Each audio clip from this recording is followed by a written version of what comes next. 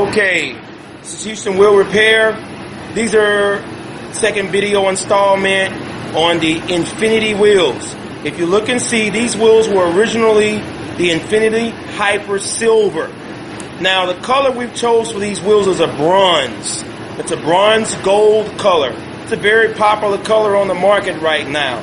So why buy new wheels when you can have your wheels bronzed out with bronze, gold, copper? We have many different colors for powder coat. I'm going to walk you over to our powder coat oven so you can see two wheels in the oven baking at this time.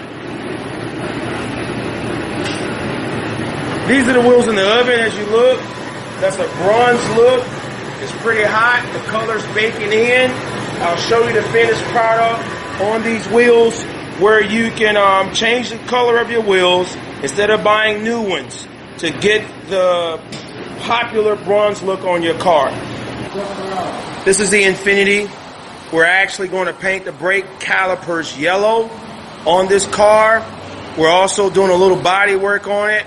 But this is the vehicle that had the silver, hyper silver Infinity original OEM color.